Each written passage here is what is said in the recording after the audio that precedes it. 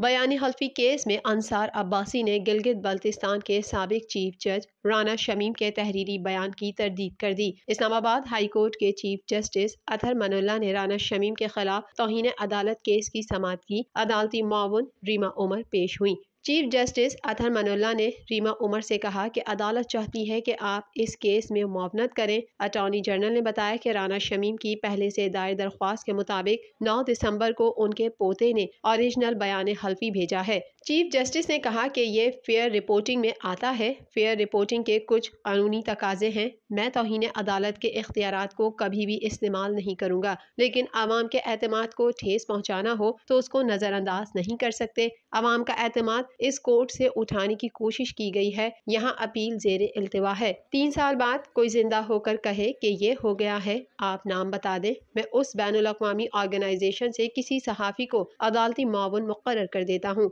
वो सहाफ़ी अदालत को ब्रीफ दे दे कि इन हालात में क्या करना चाहिए था। ये इस्लामाबाद हाई कोर्ट है, मैं यहाँ के जजेस का जिम्मेदार हूँ। ये किसी साबिक चीफ जस्टिस के बारे में नहीं है, ये मेरी अदालत से मुतालिक सवाल है। अटॉर्नी जनरल ने राना शमीम समेत दीगर पर तौहीन अदालत का चार्ज फ्रेम करने की इस्तदा करते हुए कहा कि राना शमीम ने माना है कि अगर ये मीडिया के पास आया है तो ये अदलिया को स्कैंडल्स करने की कोशिश है। अंसार अब्बासी और दूसरे जिन पर तौहीन अदालत का इल्जाम है उनको काउंटर बयान हल्फी जमा कराने का कहा जाए। अंसार अब्बासी ने राना शमीम के तहरीरी बयान की तरदीद करते हुए कहा कि मुझे राना शमीम ने नहीं बताया था, ये खुफिया बयान हल्फी है, मगर अपने तहरीरी जवाब में वो ऐसा लिख रहे हैं। अंसार अब्बासी ने कहा कि जब मैंने राना शमीम से मौक़िफ़ लिया तो उन्होंने मुझे नहीं कहा कि ये काबिल अशात है। चीफ जस्टिस ने कहा कि आपको पता है कि आपकी खबर से आवाम के इस अदालत पर एतमाद को कितनी ठेस पहुंची है।